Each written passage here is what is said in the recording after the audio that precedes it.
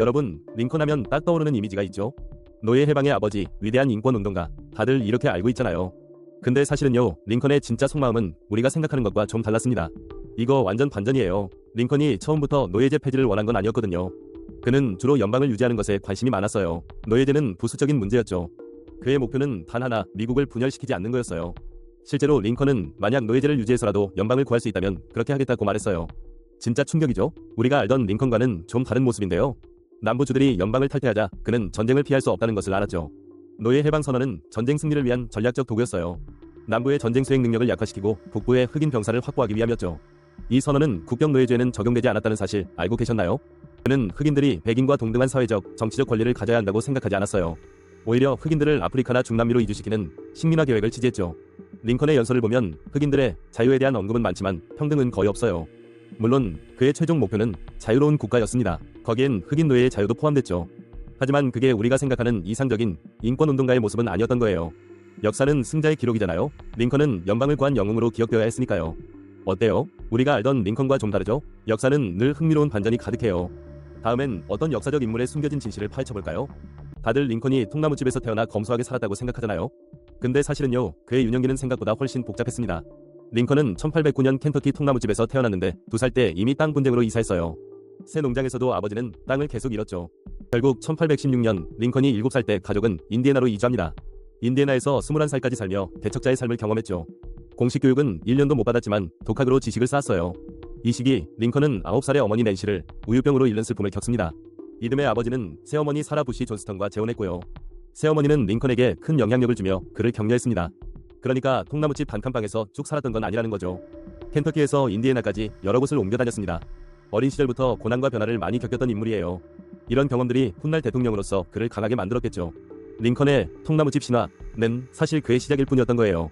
미국 역사상 가장 위대한 대통령의 성장 과정은 파란만장했습니다. 이거 완전 반전이죠? 통나무집이 전부가 아니었다니. 역사는 이렇게 우리가 모르는 진짜 이야기들로 가득합니다. 이거 완전 반전이죠? 통나무집이 전부가 아니었다니. 역사는 이렇게 우리가 모르는 진짜 이야기들로 가득합니다. 테슬라가 외계인과 교신했다고 다들 알고 계시죠? 그가 비밀 결사 일원이고 발명품이 숨겨졌다고요?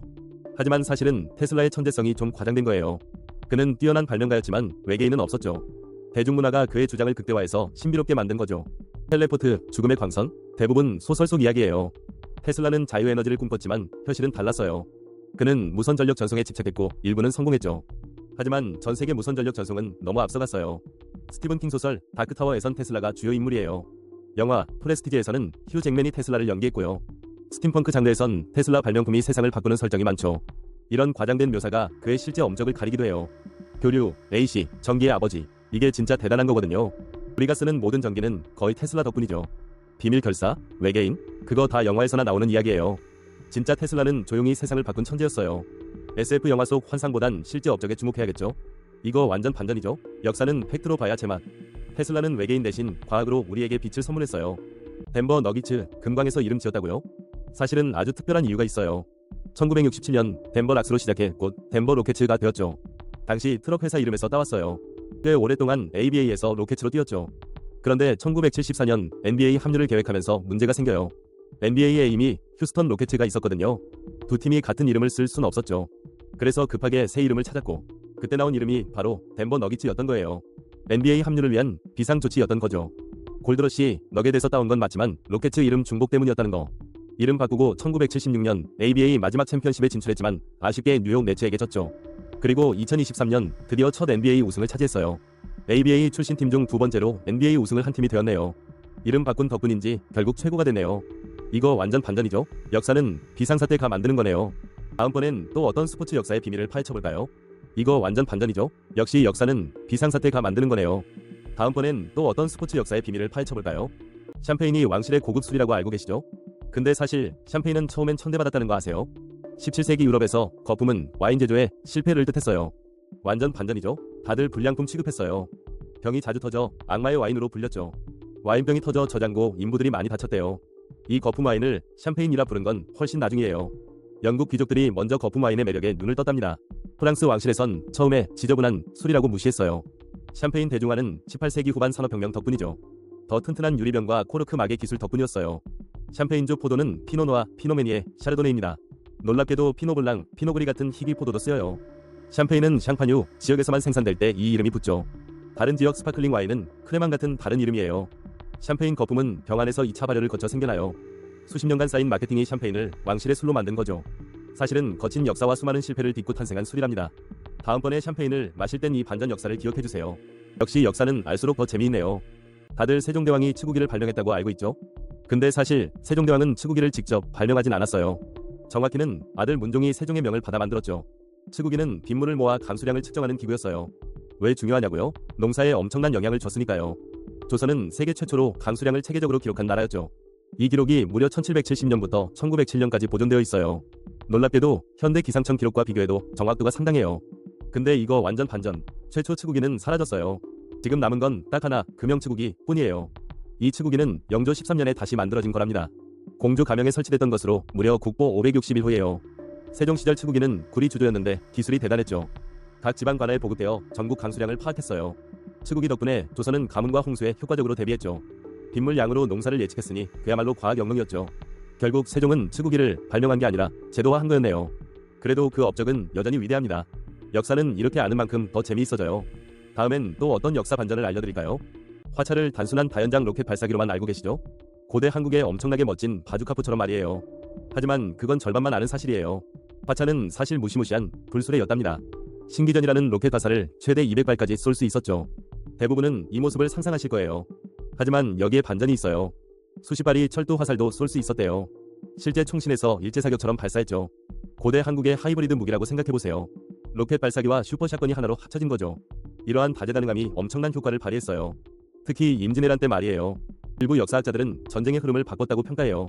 물론 유명한 거북선과 함께요. 변희중은 1590년대에 후기 버전을 개발하기도 했어요. 혁신이 끊임없이 이루어졌다는 증거죠. 그러니 화차는 단순한 로켓 발사기가 아니었어요. 한국의 궁극적인 다목적 포병 무기였답니다. 놀랍죠? 역사는 놀라움으로 가득해요. 고대 4대 강국하면 로마, 페르시아, 중국, 인도만 떠오르시죠? 하지만 아프리카엔 숨겨진 강국, 악숨 제국이 있었다는 거 아세요? 3세기 만이교 창시자 마니는 페르시아, 로마, 중국과 함께 악숨을 세계 4대 강국으로 꼽았어요. 완전 반전이죠? 우리가 알던 상식이 뒤집히는 순간이에요. 악숨 제국은 1세기부터 중세까지 지금의 에티오피아와 에리트레아에서 번성했죠. 금투 문명에서 발전해 1000년 가까이 이 지역을 지배했어요. 수도 악숨은 수세기 동안 번영했고 9세기엔 무역 쇠퇴로 쿠바르로 이전했어요. 악숨은 예멘 서부까지 장악하며 아라비아 반도에도 영향력을 미친 대제국이었죠. 게다라 왕 때부터 아라비아 남부까지 세력을 확장한 아프리카의 패자였어요. 히메아르 왕국과의 끊임없는 충돌 속에서도 존재감을 확고히 했죠. 앤디비스 왕 시대에는 자체 화폐를 주조하며 국제무역의 중심지로 떠올랐어요. 이들의 동전이 카이사레아와 인도 남부까지 발굴될 정도였으니 영향력이 대단했죠. 로마와 인도 사이의 주요 무역로를 독점하며 그레코 로마 문화권에도 편입되었고요. 고대 세계에 숨겨진 강자 악숨 제국, 정말 놀랍지 않나요? 그리스 로마 세계와의 교류로 기독교를 국교로 받아들인 최초의 국가 중 하나이기도 했어요. 악숨은 이집트, 로마와 함께 북동부 아프리카에서 가장 강력한 국가였죠. 교과서에선 잘 다루지 않지만 세계사에 큰 영향을 미친 진정한 거인이었어요. 우리가 배우는 역사가 때로는 편협할 수 있다는 증거이기도 하죠. 이제부터 고대 4대 강국을 말할 땐 악숨 제국을 꼭 기억해주세요. 역사는 승자만의 것이 아니니까요. 숨겨진 진실을 찾는 재미, 이게 바로 역사 덕후의 길이죠. 소그디아가 그냥 고대 중앙아시아 부족이었다고요? 다들 스쳐 지나간 유목민족으로 알잖아요. 하지만 소그드인들은 단순한 부족이 아니었어요. 이들은 고대 실크로드의 진정한 주인이었죠.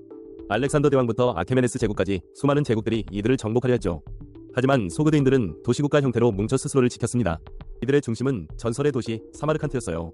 소그드어는 당시 중앙아시아의 공용어였죠. 투르크족 궁정에서도 썼다고요.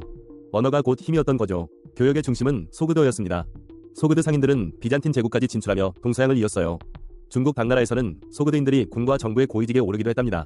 이거 완전 반전이죠? 단순 유목민이 아니었어요. 소그드인들은 조로아스터교, 마니교, 불교 등 다양한 신앙을 가졌습니다. 문화적 다양성의 용광로 그 자체였죠. 놀랍지 않나요? 지금도 소그드어의 후예인 야그노비어가 타지키스탄에서 사용되고 있어요. 사라진 언어가 아니라 조용히 명맥을 잇고 있는 셈이죠. 소그드인들은 강력한 군사력보다는 지혜로운 상업으로 역사를 만들었어요. 아무도 예상 못했을 거예요. 실크로드의 숨은 지배자였다는 사실을요. 역사는 승자의 기록이라지만 가끔 이렇게 숨겨진 영웅들이 나타나죠.